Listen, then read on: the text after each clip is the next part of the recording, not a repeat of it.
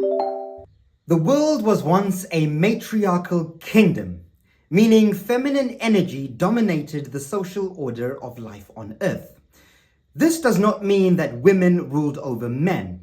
It simply means men and women ruled in co-creative balance with procreative masculine energy.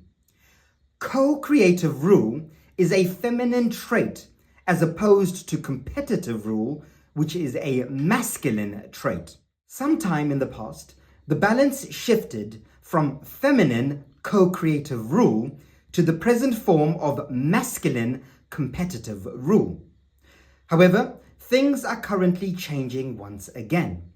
Gender roles are increasingly becoming more and more chaotic as the world heads towards a reset away from the current toxic masculine paradigm and back towards matriarchal feminine paradigms.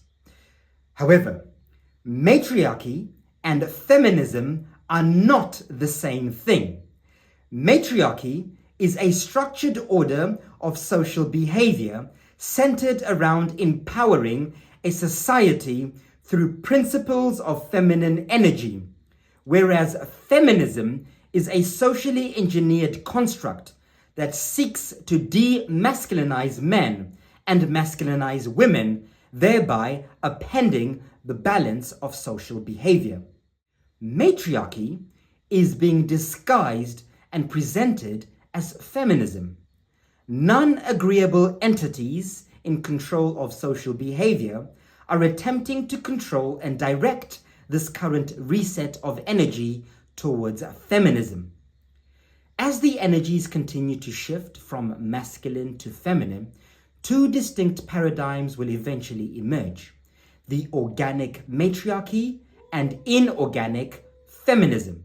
Matriarchy is feminine structured order, and order is a masculine construct. Matriarchy cannot work without the balance of empowered matriarchal or masculine energy. The two go hand in hand. Whereas feminism is a chaotic construct as it only works by destroying masculine energy. It's quite easy to see how there is a plot to destroy masculine energy through the propagation of feminism. The world is quickly swinging from operating under a paradigm of dominance-based masculinity to the polar extreme of dominance-based feminism. Both are toxic and self-destructive. As the world progressively evolves, men with emasculinated or unbalanced masculine energy will continually find the world to be a more difficult place to inhabit.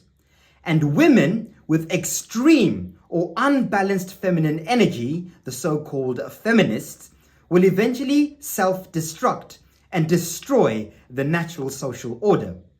Those aligned with the positive organic New Earth paradigm will attempt to strike a balance by positively aligning themselves with the divine feminine energy coming from the cosmos.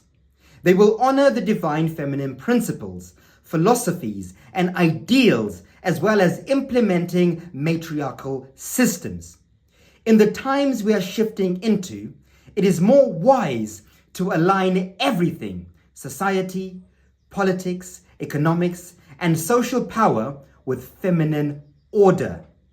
Balance will be influenced by the alignment of alpha females embracing their co-creative divine feminine energy and alpha males embracing their procreative masculine energy. As we spiritually evolve, the divine masculine will fully activate their natural instinctive, protective, and reproductive abilities. And equally, the divine feminine will fully realize how to harness their co-creative power through collectively synergizing their feminine energy.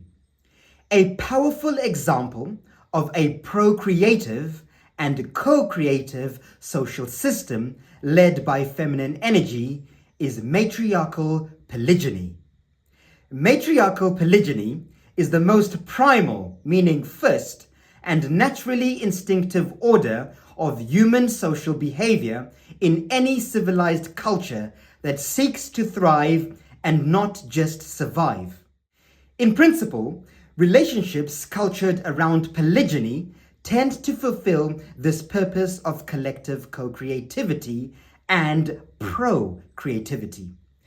However, modern Western society has inverted and hypersexualized every sacred expression of procreative and co-creative love that could be cultured through expansive structures like polygyny. When most people think about polygyny, they immediately think of one man exploiting multiple women for his own sexual gratification. And indeed, this is what polygyny has been reduced to in most cases today. Polygyny, in its purest form, is not about one man dominating many women as Western society has perverted it to become. Native indigenous cultures of this realm practiced a form of polygyny that is quite different from what is practiced today. Indigenous polygyny, in its purest and original form, was about cultivating powerful family bonds that created an environment of collective wealth, abundance, and unity within socially expansive communities.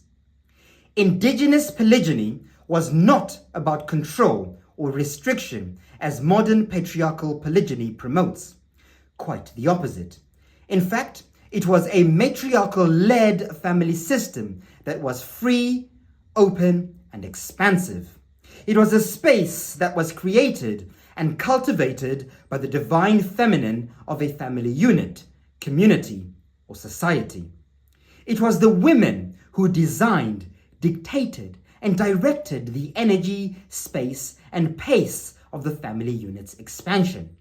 Success and happiness in indigenous cultures was determined by a family, community, or society's ability to healthily expand, grow, connect, integrate, adapt, and ultimately thrive within structures of family trust. It's no wonder that the non-agreeable forces working against humanity's natural order have gone to such lengths to socially engineer self-destructive family dynamics under the guise of modern civilization. Just think, in today's world, it is perfectly legal and normal for two men of the same sex or women to get married, adopt, and raise children, but illegal and considered taboo for one man and two women to get married and naturally produce children and raise them as one family. A man loves his woman or women by protecting and providing for them, period. A truly masculine man will not love a woman because of sex. He will love a woman or women because he feels he can protect and provide for them. This is the true role of the divine masculine, to provide and protect. Provide and protect shelter, food, energy, resources, and seed in the form of children. The more of these things men can provide and protect within their social networks, the more divine they are. The more women can work together to efficiently receive, facilitate, and nurture what's being provided by the divine masculine, the more divine the women will be, and the more society will ultimately thrive. This is the true definition of a prosperous society. Men protecting co-creatively and women providing procreatively. Men providing abundantly and women sharing collectively. When this balance of feminine co-creativity and masculine procreativity is achieved, then a society is bound and destined to exponentially evolve and abundantly thrive. This is the natural order of what it means to fully embody being human. I am the sovereign soul, embodied as King Agwa Akbalzizi of the Pinheiro royal family. I am from the sovereign kingdom of Pineal. I am the change I wish to see. Think.